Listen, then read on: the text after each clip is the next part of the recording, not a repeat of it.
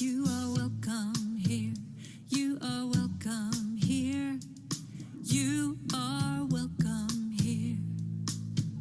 You are welcome here. You are welcome here. You are welcome here. You are welcome here. You are welcome here. You are welcome here. Our arms are wide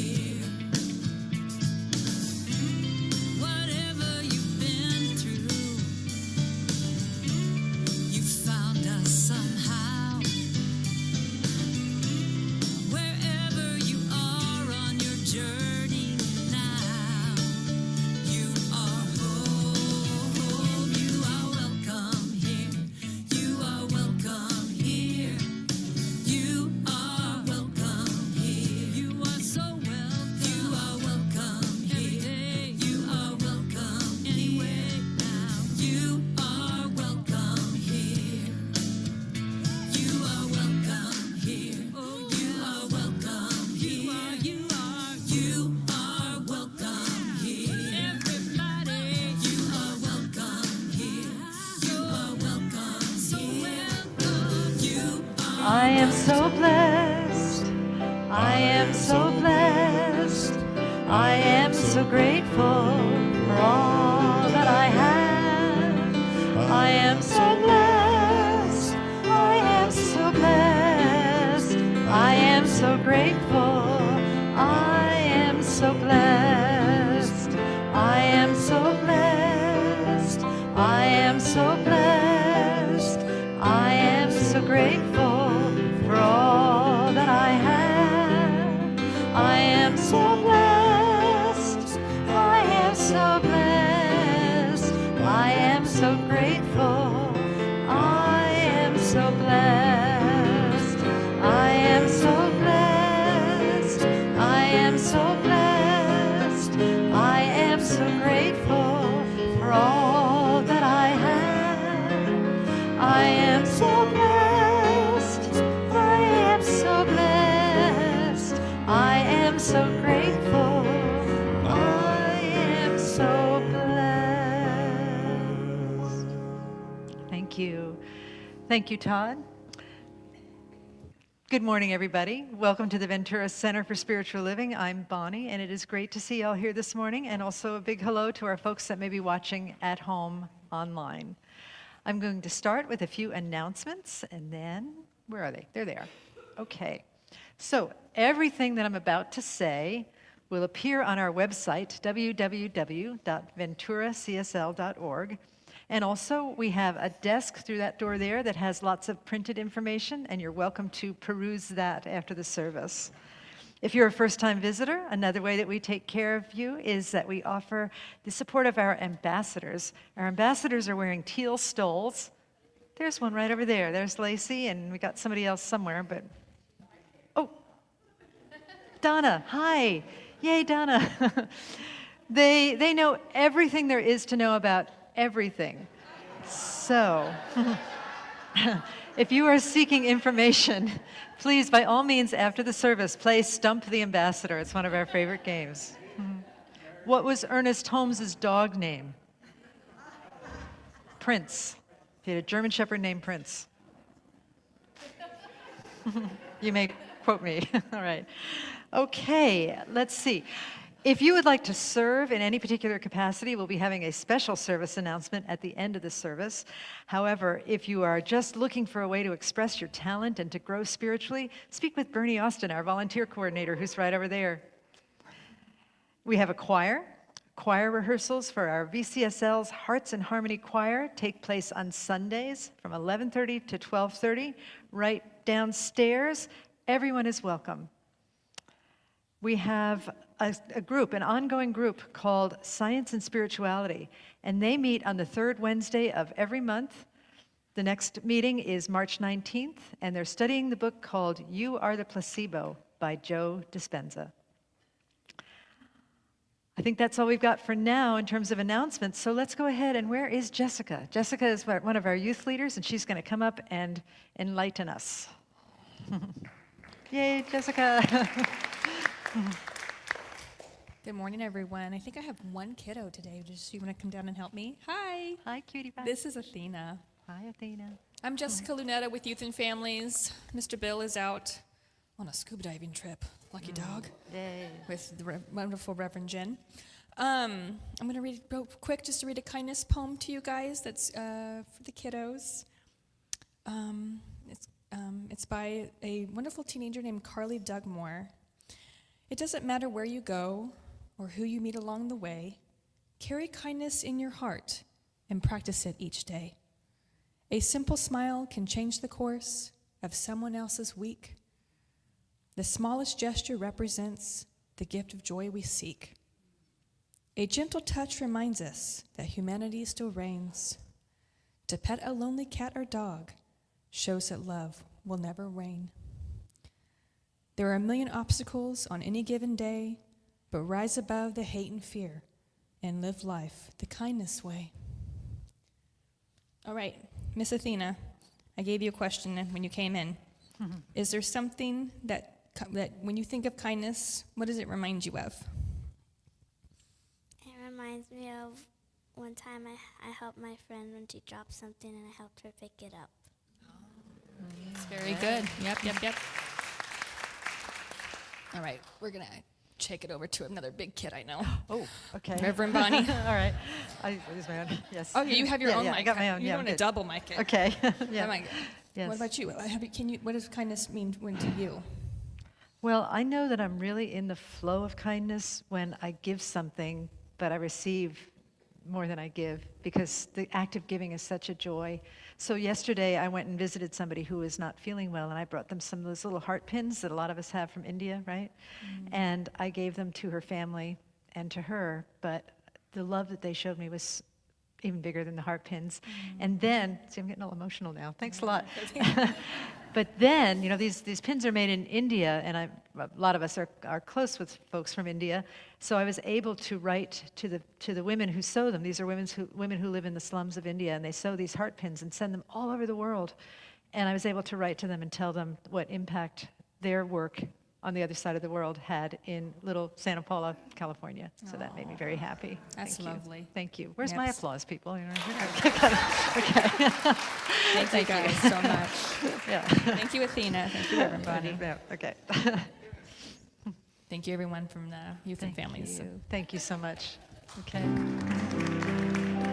You are the face of God. I hold you in my heart. You are a part of me. You are the face of God. You are the face of God. I hold you in my heart. You are a part of me. You are the face of God. And so it is. Thank you. Thank you. Okay. All right. So now we'll have a moment of prayer, and our practitioner on the pulpit today is Bill Seal, and Bill will lead us in prayer. So I would like to have all the practitioners and ministers please stand and assist me in anchoring. I'm going to ask one other thing. Reverend Christine, do you sign? Oh, I thought you were. Okay. So as we take a deep breath and just breathe into the goodness that's in this center right now, breathing in, anchoring us. And join me in saying, God is great. God is great. So as we breathe in that goodness, recognizing that God is my life and God is your life, and recognizing the qualities of God and all that God is, love, unconditional love, the energy of life, compassion, understanding, clarity, trust, and letting go of no longer what serves you. And as I recognize these qualities within myself, I recognize them within each and every one of us here today. And for all those listening as well. And as we breathe in that goodness, I speak my word for each of us, knowing as we breathe in that great feeling of love within our heart, it seems to just melt all the troubles away. And recognizing that love, and we stand in our truth. We stand in that love that anchored us in to the great I am. And recognizing that light within each and every one of us, I speak for us, empowering us, uplifting us, and recognizing the truth of why we are here, to love each other, to be connected in life, to see the goodness, to empower each other. Breathing in that love, I give thanks for this day. I give thanks for the speakers, the interview. I give thanks for the love that's in each and every one of us here. I give thanks for all of you who have shown up to serve today. I release these words into the loving law, the universal law of love. And join me in saying, and so it is. And so it is. Thank you, Bill. And let us breathe in deeply and continue to anchor in that beautiful, kind, supported, and supportive place that Bill brought us to with his words. Let us breathe in the joy of this community, the presence, the grace, the love, the power of all that is right here, right now, in each of us. We breathe in and we breathe out, and we begin to remember, if we have forgotten, the true nature of our being. We remember the I am presence. I am being another name for God or spirit or love, wholeness, holiness, peace, power, joy. The immensity of being manifested in the tiniest parts of the universe. All of this is one power, one grace, one love. And today, as we breathe here in this sacred sanctuary with this beautiful community, we remember that. We remember that not only for ourselves, but we remember it for all beings everywhere. That there is one I am, that there is wholeness, and that there is the perfection, the inclusion of everything in this one power. And so today we breathe, we relax, we let go, we remember. And as we remember the I am presence for ourselves, we remember it for all beings everywhere, for the entire cosmos, because everything is I am. Together, let us sing, I am remembering who I am.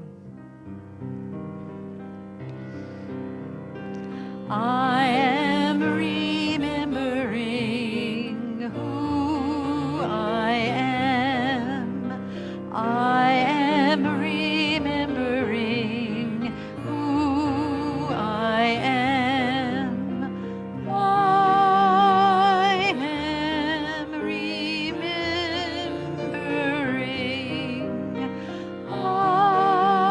I am remembering. I am remembering who I am. I am love. I am remembering who I am. I am joy. I am remembering. I am remembering. I am remembering who I am. I am peace.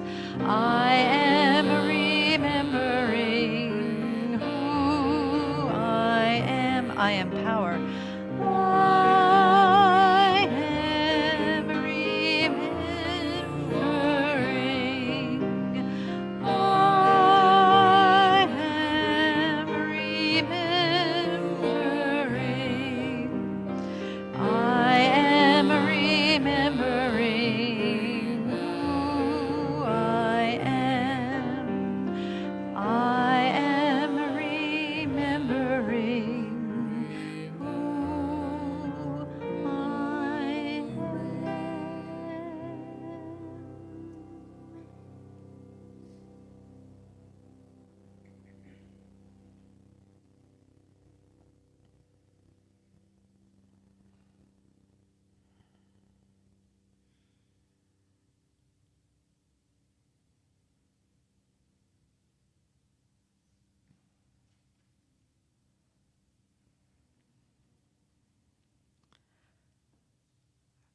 From the loving power and presence and peace of the I am, let us breathe in deeply and then exhale, gently opening our eyes as love, in service to what is, as it is, and so it is. Thank you.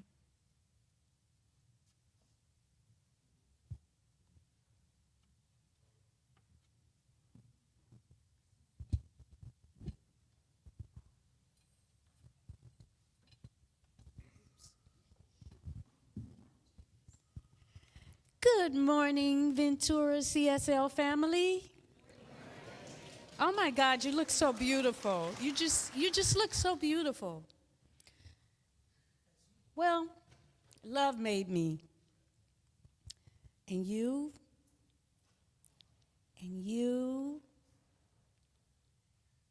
and you, all so uniquely different.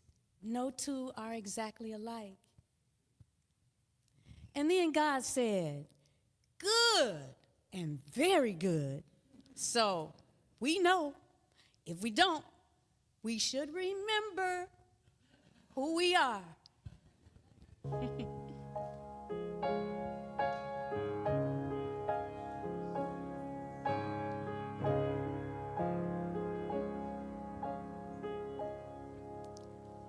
Why do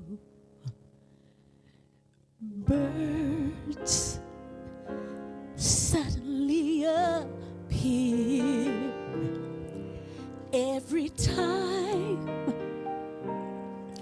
you are near? Just like me, they long to be close to you. And why do stars fall down from the sky every time you walk by? Ooh, just like me, they long to be close to you.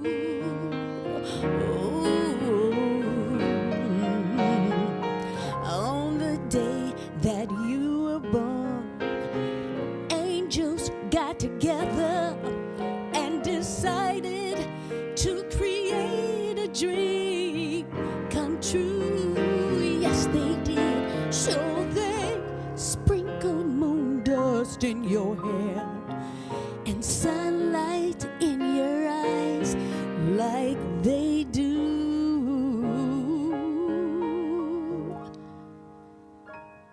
They do.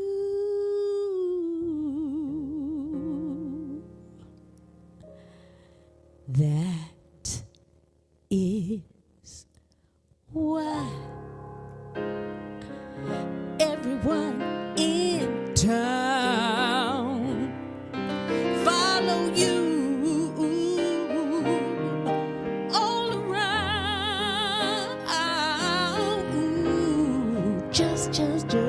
Just like me, they long to be close to you.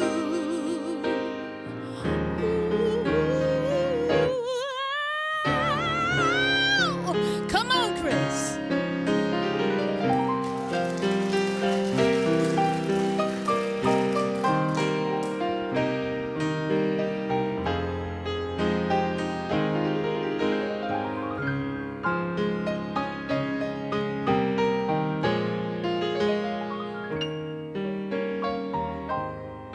That's wonderful, Chris Kimbler. I know you know.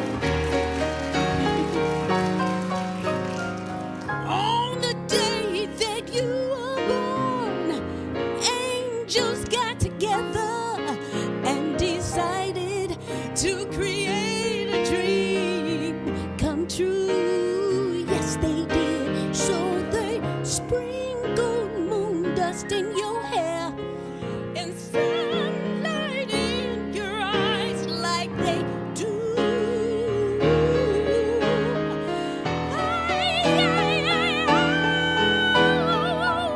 That is why everyone in town follow you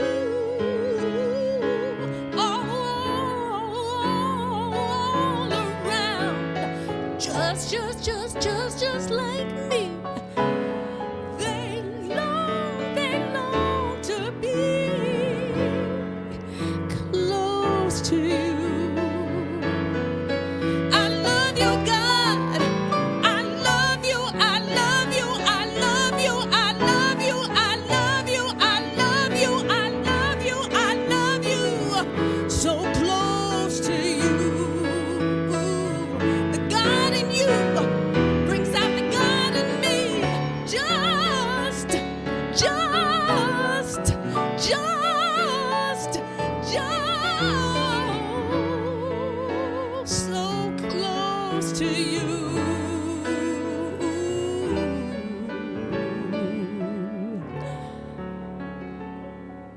just like me. They long to be sweet spirit, close to you.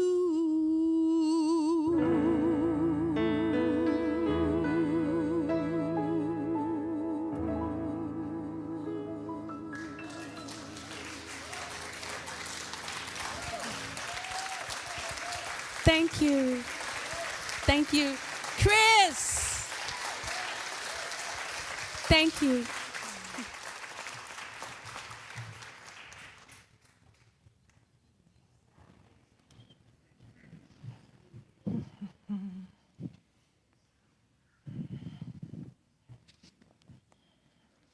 All righty. So, again, welcome everybody. Today we're doing another interview, and the name of this message is Understanding the Alleged Other.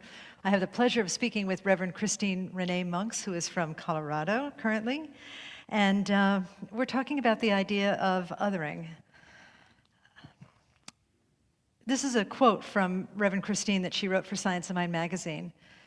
And she wrote, "The process of singling out a minority of the population due to their differences, race, religion, sexual orientation, or gender expression, is called othering.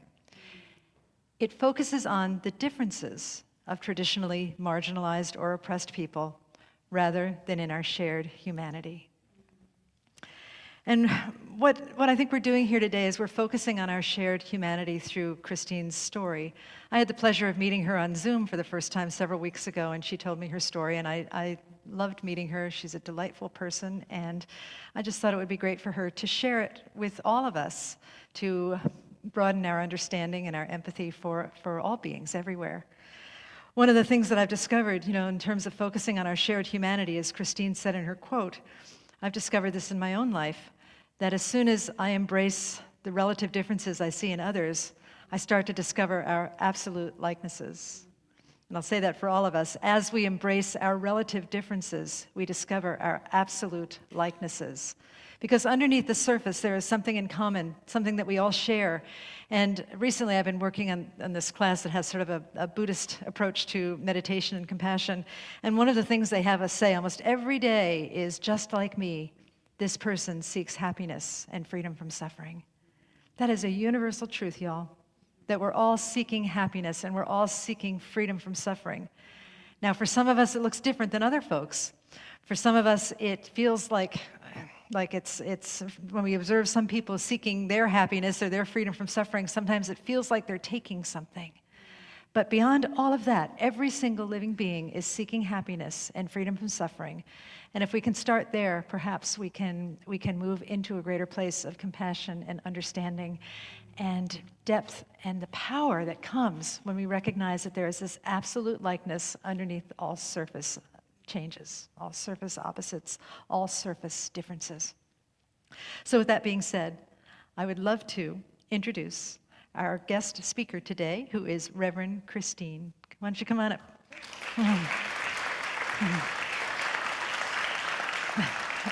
Oh, whoa. Wait, what an awesome entrance. Thank you for that. Yeah. And I have to tell you. There's more where that came from. Yeah. Speaking of stumbling, I've stumbled over your name so many times because I've named you Sue Monk Kid, Renee something. So Reverend Christine. Renee Monks is your full name. Christine Okay, Renee Monks. thank you. Yes, with okay. an S. With an S. Okay, good. Okay. I'm glad we got that squared away. Yeah. And I forgot to read your introduction, too. So let me do that while you're sitting here so you can bask in the praise, okay? Oh, okay. All right. Well, there you go. So Reverend Christine Renee Monks is a licensed CSL minister from Colorado. She serves at the Mile High Church, which is one of the largest churches in our denomination. She is a life coach, a public speaker, a transgender activist. I met her on Zoom and was touched by her story. And one of the things that really impressed me about Reverend Christine as we were speaking about putting this service together, I said, this is not going to be Mile High, okay? Mile High is it's a big church. It's huge. there's a lot of, how do I say this? It's very, I'd say it's very much more structured than we are, right? Yeah.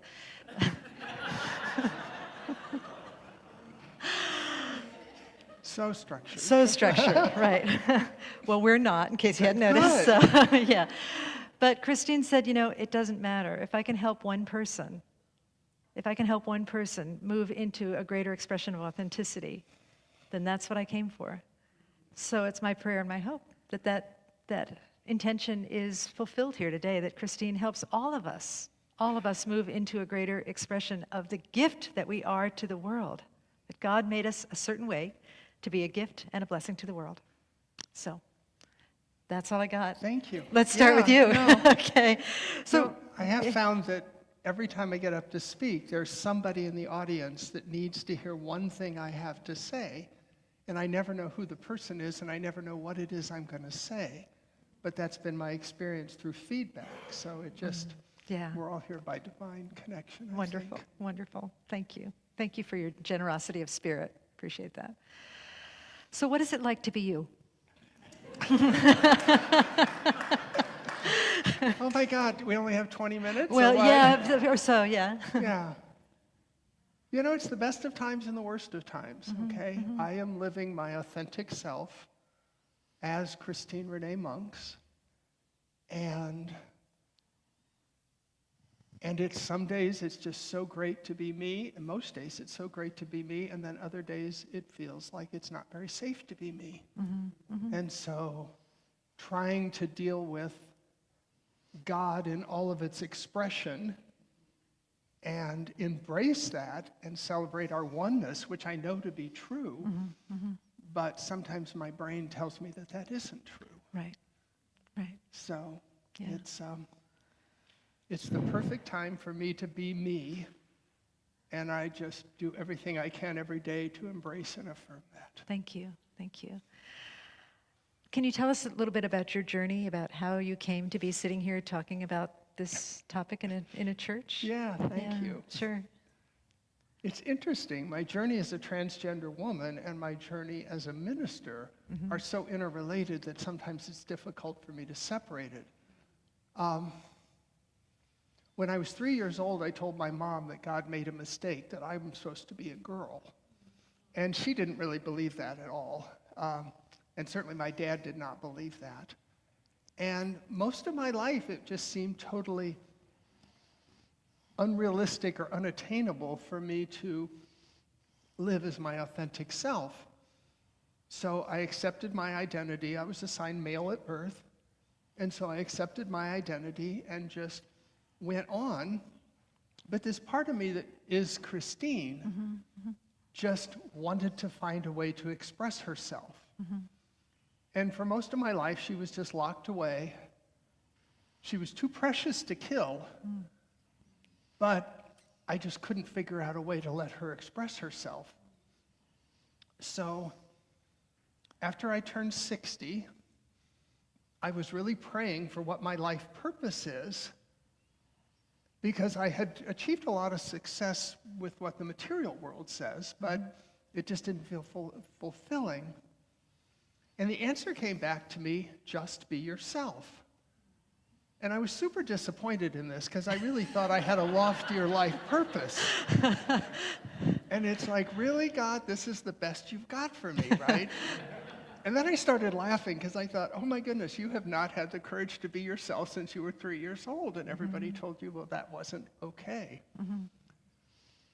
So I debated as to whether I was willing to blow up my life as I knew it. And those were the terms that it felt for me. To become myself. Right. Can I mention also that you were 60 years old when you got this message? Yeah, I transitioned at 61. Wow. So, and that was in 2017. So if you're good at math, you can figure out how old I am actually. So, but yeah, it was interesting because I set 3 goals when I transitioned. I wanted to be seen. I wanted to find my voice. And I didn't want to die with no one knowing who I really am. And I had this vision of myself on my deathbed with my daughters saying, there's something I've never told you about me.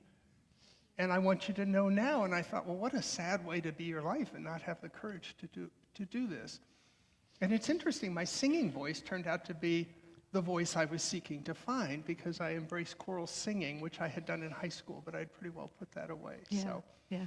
So that's kind of the whole thing. I enrolled in Beyond Limits in 2017 in January, which was what Mile High's Foundations class was. And I started as Robert, which is my dead name. And before the class was over, I was Christine. And so it was pretty public. Mile High Church had never had anyone do what I was doing quite so publicly, because I worked in the youth ministry, and I told them I needed a new name tag and all that. And it just, you know? So that new name tag was the hardest part about it, I guess, right? Yeah, that was, other than that, Yeah, it was a piece of cake, it was a right? snap. Yeah. Yeah. There's hardly anything to undo about 60 years of socialization as a male to try to decide Hardly anything, what my yeah. authentic female self was like. Piece of so. cake, yeah, right. Oh, goodness. Can I stop you for a minute? Because I'm not sure if you noticed me tearing up when you were speaking. And, the thing that shiitake mushrooms.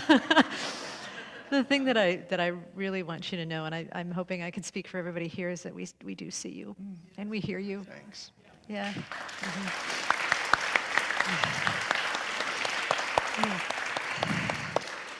Because it must be so hard to not be seen. Well, I wasn't seen because I was hiding, okay? So Okay, I don't totally there's put that. that Yeah, on everyone yeah. else, because there was part of me that didn't want to seem like I was gay, because that was like the biggest crime or the hardest thing my parents didn't want, because I think they just thought I was gay. Oh. And I don't even know what gay means in the context of a trans woman, but Yeah. that's a whole nother topic. But Yeah. I was trying to fit in, Right, I right. was trying to fit into whatever I was expected to be. And that's exhausting, Yes. Yes. And the biggest surprise of my transition is anyone cares or notices what I'm doing. And because I didn't really ever expect it to be that way. And there's a whole lot of people who seem really inspired by what I chose to do. And I wasn't expecting that. That wasn't something I thought would happen. And yet, it's just, it would be disingenuous to say I haven't experienced that, where people Right. find a way to be their more authentic selves Right. because they've seen what it took for me to decide to be my authentic self. Absolutely, yeah. I was just thinking that as you were speaking, that I don't know how many folks in this gathering, people who are watching our line, have the exact same. Nobody has the exact same situation as you. We're all a little different, but I think that it's that thing about our uniqueness and our differences and our sameness is so present all the time, that probably everybody sitting in this room has hidden something about themselves that they feel might not be acceptable. We've succumbed, I won't say they, like it's all y'all, it's me too. We've succumbed to the expectations of others of what we should be. And it's hard to let that go, isn't it? It's hard to let that habit go. Yeah. Yeah. Yeah. I mean, Brene Brown says fitting in is, trying to mold yourself around what is expected, whereas Right. belonging is when you can show up as your true, authentic self. Right.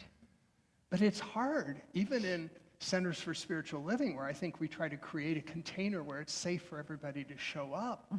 We often find we need to edit aspects of who we are because we're not sure whether it would be acceptable. Yes. But to truly create belonging Right. in a community, Right. we have to be willing to hold that Oh. space, or at least I think that's the invitation It's from the- Spirit to do that. Yeah, I'm getting all riled up now. It's the invitation because, but it's as you mentioned, it's not. It's unseen sometimes. There are things about me that the denomination doesn't like, and I have to hide them or not. I was thinking too of that. You mentioned Brene Brown about what was the first one? Belonging. Belonging. Fitting in. And fitting in Yeah. and belonging. And there's that thing. It's a quote. I think it's Anais Nim, where she talks about there came a time when the bud couldn't stay the bud anymore. It needed to blossom. And I see that in you. Yeah. Yeah. It needed to be its authentic flower self, and there you are. Yeah, it's interesting to look back at pictures of me from before I transitioned to now, and it's like so clear that my light is shining brighter today than it ever did before. yes, So that part yes. is interesting. Absolutely, yeah. Let's see. You mentioned a little bit about what was difficult about transitioning, and also about a bit about what was inspiring about it, that you have had the opportunity to inspire other people.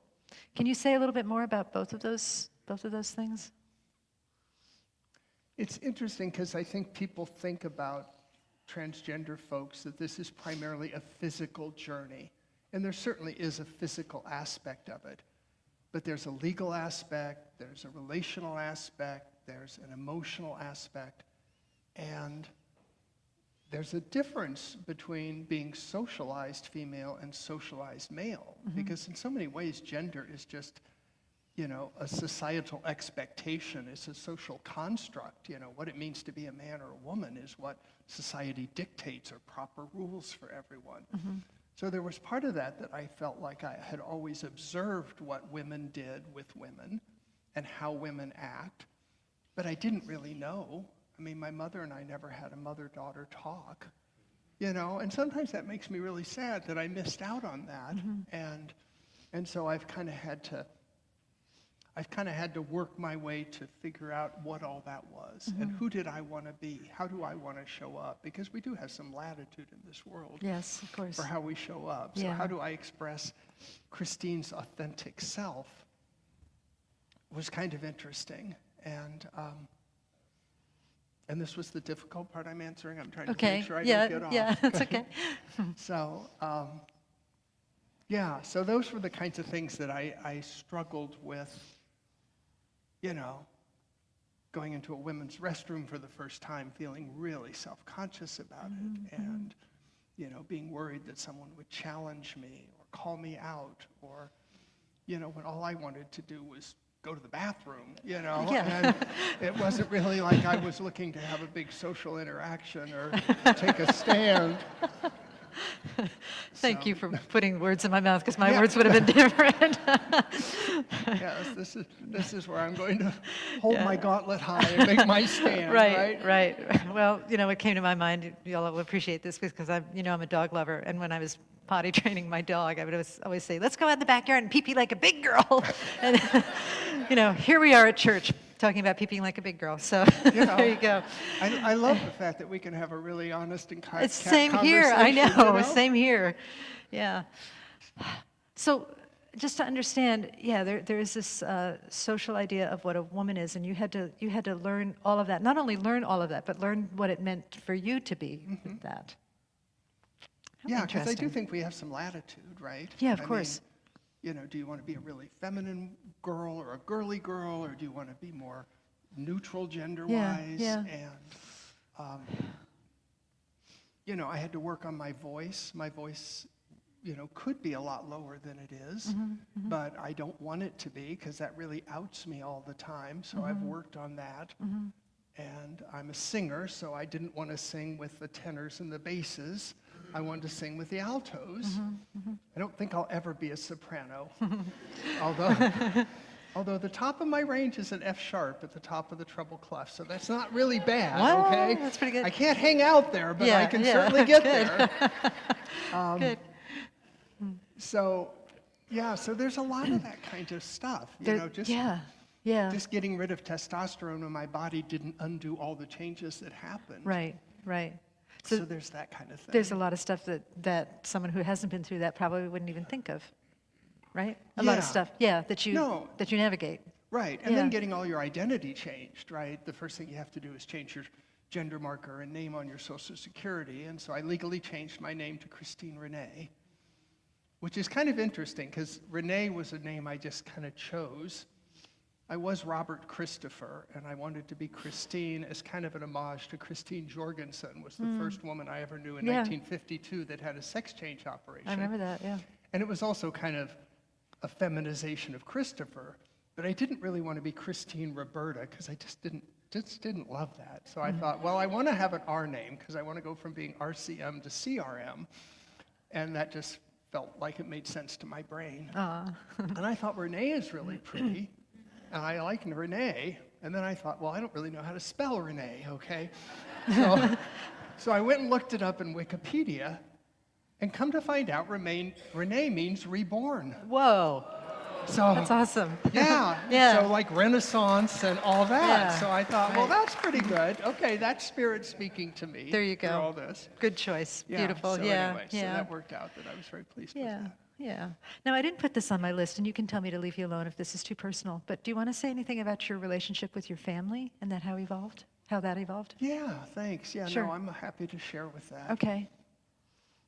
I mean, one of the things that I've decided is part of my noble purpose and my ministry is to share authentically and vulnerably about this experience with the hope that it creates greater understanding and compassion between the community. So I have 2 daughters, and I have 2 granddaughters too, which is great. So I'm Nana to my granddaughters, and I'm Dad to my daughters, which is odd. And not my ideal, but we had to kind of negotiate that. But they do use female pronouns for me. So they say, call Dad and see what she wants to do. And, we just don't have enough words in our Yeah, vocabulary right, for all right. this, right? Yeah. But they were both very accepting of me with this. And my relationship with them both is closer than it was before I transitioned. So that's really cool. I was married. My wife of 30 years decided she didn't want to be on this journey with me, which I was sad about, but I respected the fact that she had to be authentic to herself. And even if we had stayed together, she would not want me to be this out and visible to everyone. So this would have probably been super uncomfortable. Yeah. Yeah. I have a few siblings. Both of them have been super supportive of me. My parents are both dead. My mom died before I transitioned, although I'm pretty sure she saw me all along the way. Yeah. And Yeah. so I'm pretty sure she would be happy with all of this. Okay. And even if she wouldn't, I make up the story that she would be. Okay. Because, I mean, if I'm going to make up a story, I might as well make up one that Absolutely. feels good, right? Good point. And my biological dad took his life when I was 9. And so he hasn't been in my life for a long time. But the story I make up is he'd be really proud too, because he really wanted me to be tough. And you have to be tough to do this, Yeah. Yeah. you know? Yeah. So maybe he is, maybe he isn't. It doesn't matter, but it feels better to think of him as being proud of me. think that's- He just thought he had a sissy son, and what he really had was a daughter, you know? So it's like, it's just all in your perspective and your point of view, right? Yeah, yeah. So that brings me to my next question. I think we talked about this on the phone a little bit, but I don't understand why it should be or would be a problem for me, for you to live in your authentic expression. But some people do find it a problem. And what do you think that's about? I think the idea of someone changing sex or changing gender challenges things that they see as foundational in the world. And I think a lot of times it's hard, especially as we get older, to rethink what we've always thought we knew. And when people are confronted with the fact of, don't tell me I don't know the difference between a boy and a girl or a man or a woman, it just seems like more of the stuff that is challenging a belief that they've held. I don't really think me living authentically as Christine is any threat to anybody. I'm not looking to fight with people. And yet, there's a lot of that feels like it's pushback. You know, I see it sometimes with pronouns. I've given a couple classes at Mile High on using pronouns as a practitioner and things. And do you ask for someone's pronouns? And if someone comes down and says they're using they, them pronouns, can you do a spiritual mind treatment using they, them pronouns instead of he, her, or he, she pronouns? So, but it's like, well, I don't want to learn somebody's pronouns. I'll just look at them and tell them I know what their pronouns are. And it's like, well, maybe you do and maybe you don't, right? So I think it's just that idea of Sometimes people want things to be the way they always were. And I think there have been transgender people forever. And in some societies, they're welcomed. You know, some of the Native American view them as two-spirit people, and there's a whole lot of different ways you could view it. I feel really blessed that I've gotten to see the world through both sides now, speaking of Joni Mitchell and Yes. things, right? Sitting up there, Right up there, I was yeah. so happy Yeah. to see her. Yes. Because that's one of my favorite songs. And, Yes.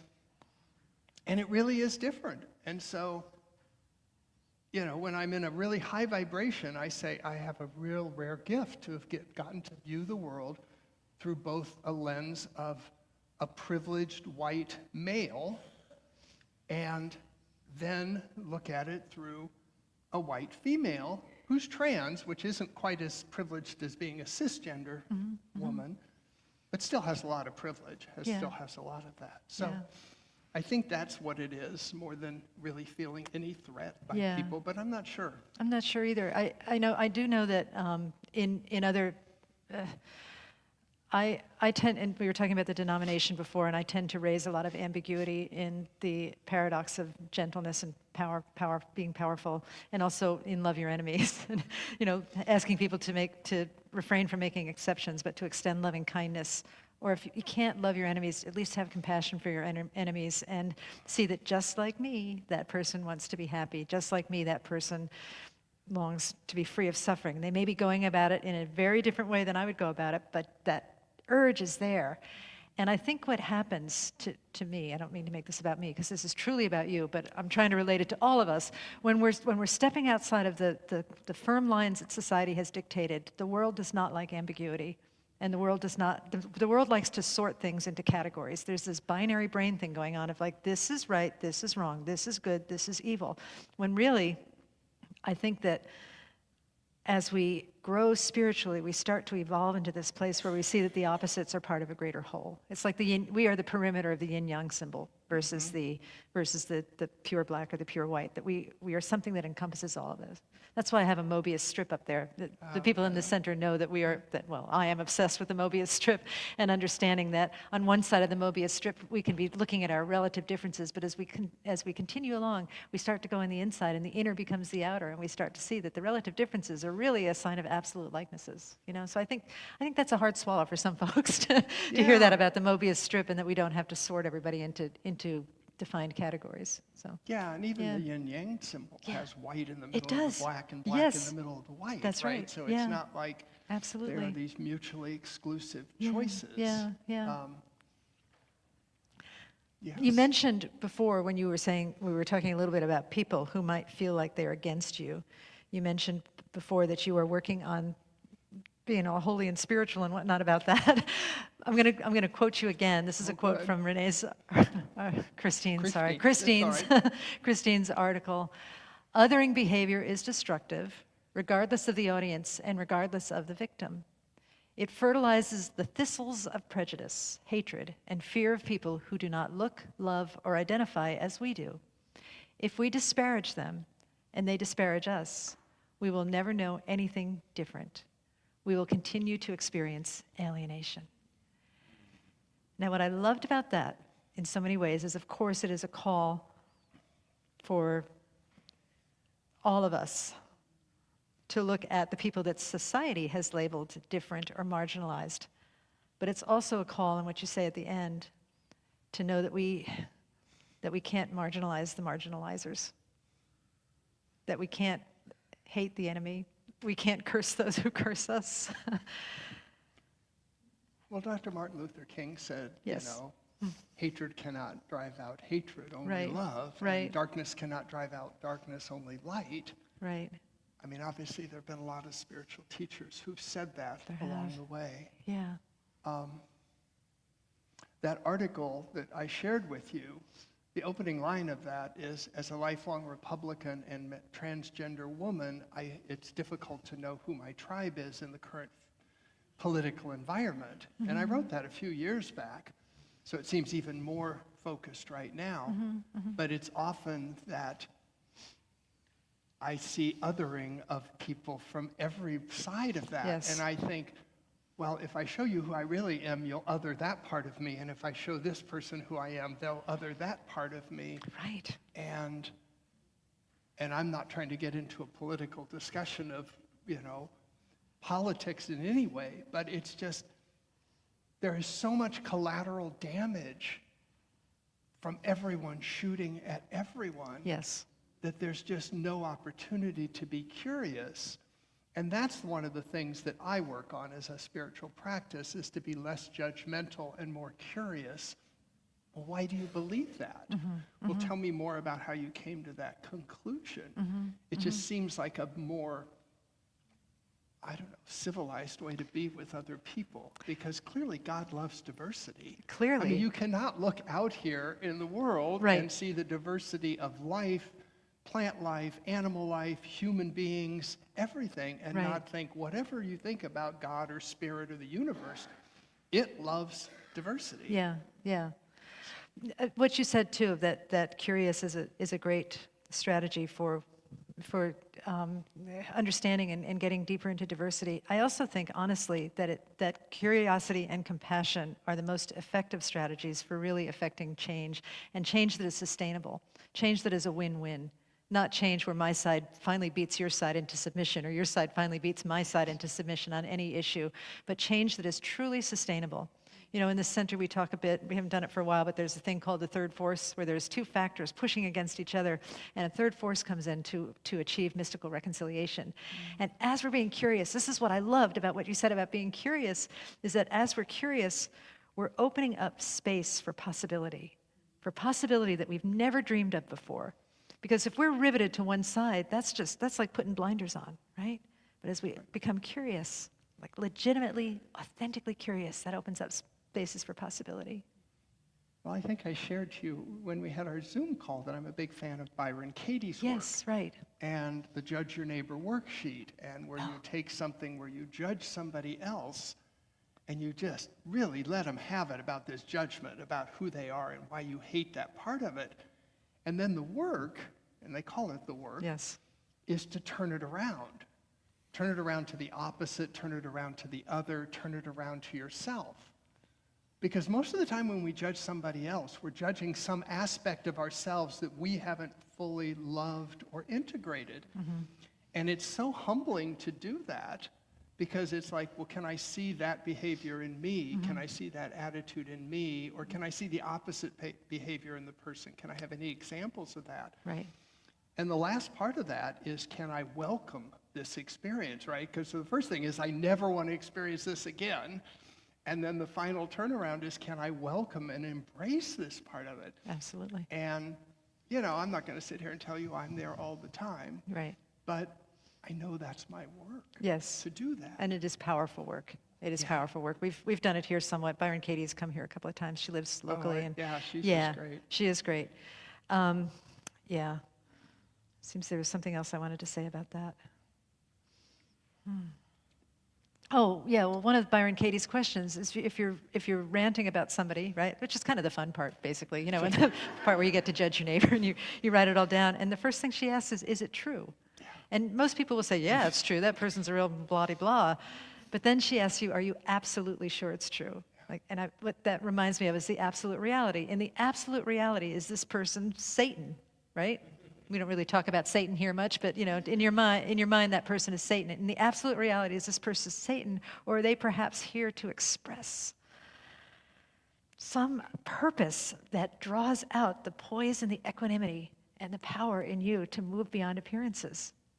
Oh, I love that, because I think people come into the world as lightning rods. Yes. And not necessarily intentionally, but Yes. then all of a sudden they get all that attention, and it magnifies everything, right? Yes. So that we can look at it Yes. and say what needs to be healed here. Absolutely, absolutely. And it certainly is an ongoing process. And, probably part of us wish that everything was fixed already, but what would we do if everything was fixed already? There would be nothing to do, right? I think we'd be bored silly, okay? I do I'm too. just going to tell you. I do if all we too. all did was sit around and say Om and everything was always there, because we're already that truly in our nature. Yes. So there's part of us that comes into this experience, I think, and forgets that bigger picture, because otherwise what is there? Yeah. Right? Yeah. What's the motivation? Right? Yeah. You have to, I gave a talk once on getting comfortable with discomfort. Oh, And it's yeah. like, well, why would we want to get comfortable with discomfort? And it's like, because the only way we can ever grow or change is to be uncomfortable. right, right. Absolutely, yeah. So, We got into the mystical pretty quick. Oh my goodness, it's late. Is there anything else that you want us to know?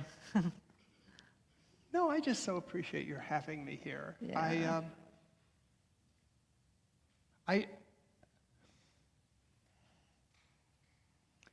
Next time you encounter someone who looks like me,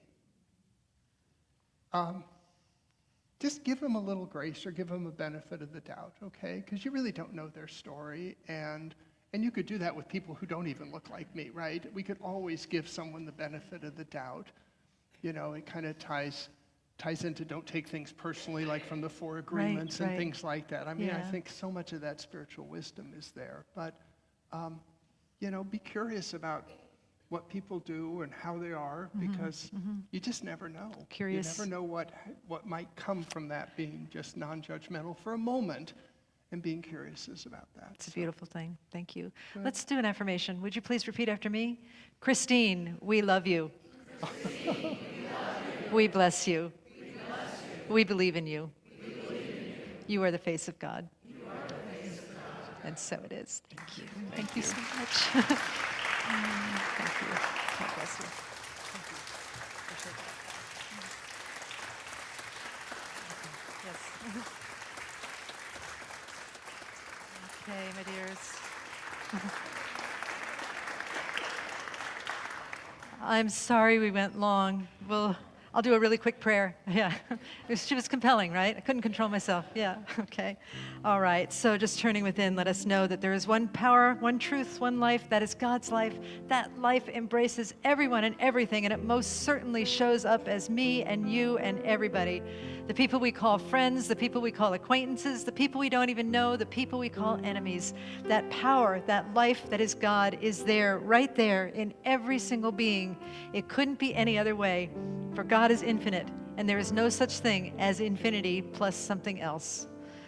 And so we anchor into that knowing of the infinite nature of God in all beings and ourselves, and from this place, we choose to live anew. We choose to live in the spirit of curiosity, in the spirit of vulnerability, in the spirit of grace, knowing that in all of these things rest our true power, the power of love that says yes. The power of love that is like water, that assumes different shapes based on the context. The power of love that is more powerful than anything we know. We say yes to that love. And so I'm grateful, so grateful for this teaching, for this healing, for this gathering, for this sacred sanctuary. I bless all paths to spirit, churches, synagogues, temples, mosques, ashrams, gurdwaras, fundamentalists, atheists, all beings in their blessedness, all beings everywhere. And with a heart so filled with gratitude, I say, thank you, Spirit, thank you, love, and I release these words into the divine mystery. And together we say, and so it is. Thank you. Namaste. Thank you, Bonnie and Christine. Welcome to our family. It feels so big today. You know, the courage to be your authentic self is such a great message for all of us, that we gather here to worship our own selves and the love and the loving kindness that is all around us. So this morning, in this beautiful space, I just invite you to embrace your authentic self, and that we'll stand with you and share that courage. So I invite you to place your offering over your heart and repeat after me. Repeat with me the affirmation prayer. We trust in spirit. Love is the giver and receiver of all that we are. We offer these gifts.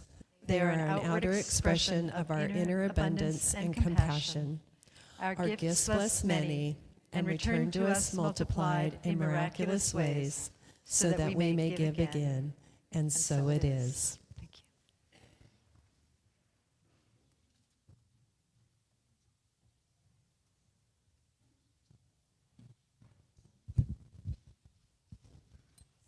It takes courage to love.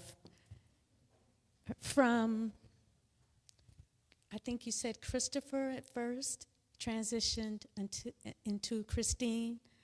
All I heard was the Christ. that remained stable, the Christ. So the name of this song is Pray to Love.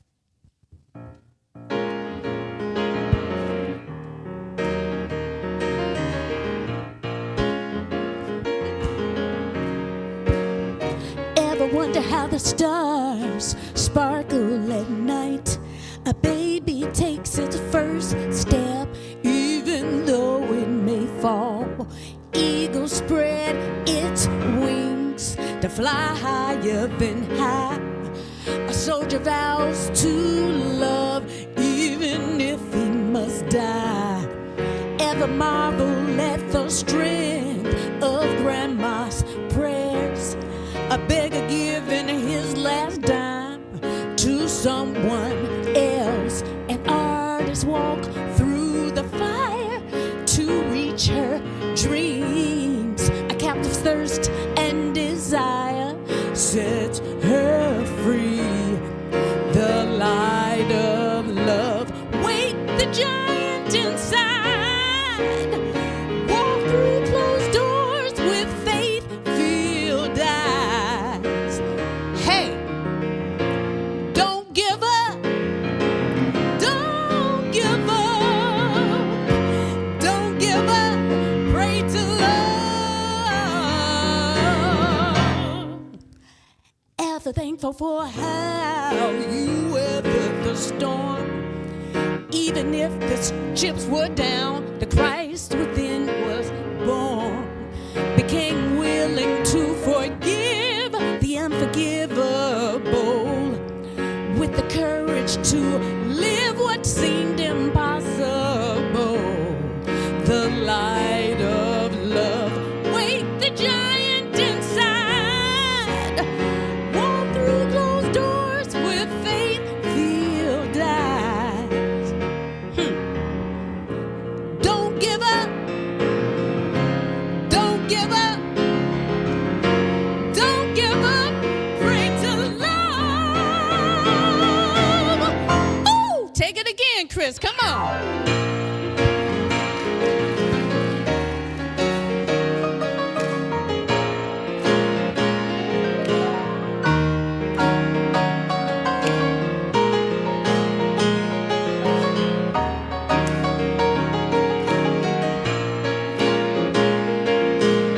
Thank you, Chris. The light of love wakes the giant inside to walk through closed doors with faith-filled eyes. Don't give up. Don't give up. Don't give up. Pray to love. Hey, say, pray to love. Can you say that with me? Sing that with me. Say, pray to love. Yeah, yeah, come on. Sound good.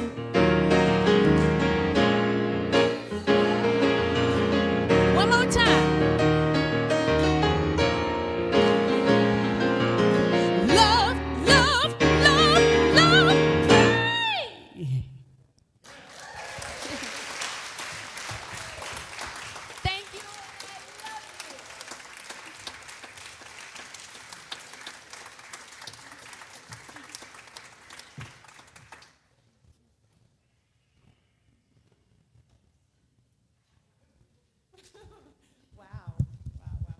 Wow. That was great. And, oh, there you are.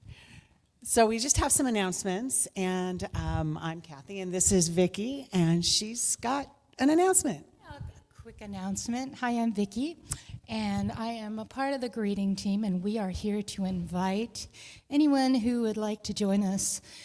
It's fun being a part of the sacred threshold of people that come here for the first time or people that have been coming here for years.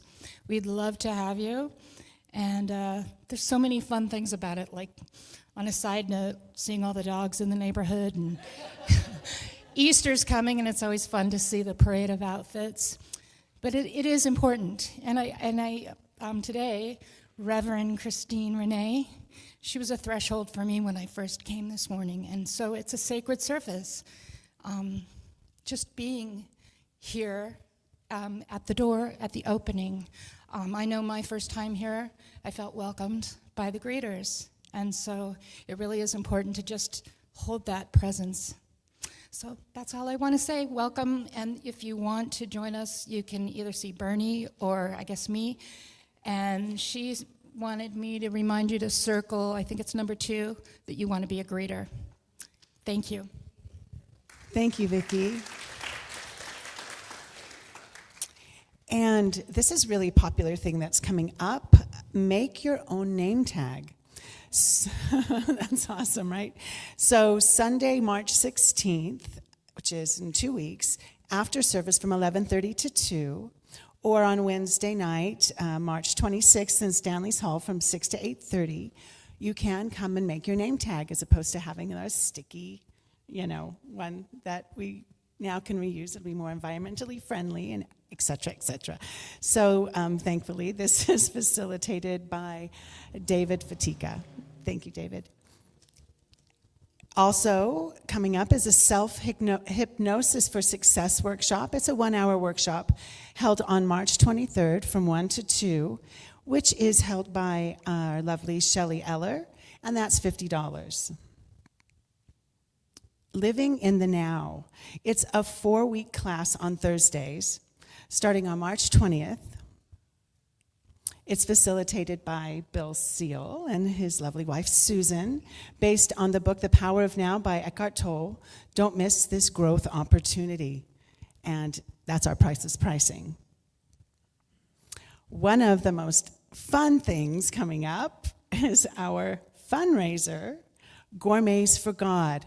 So the host signups for that are starting today, from today for the next 4 weeks. So come and see me in the back, or Jen, or Bernie, and also Bill will have some sign-up sheets there. So just come see us, and if you have any questions at all, so many people have held parties. It's just a really, really great opportunity to expand our community, and you would love it.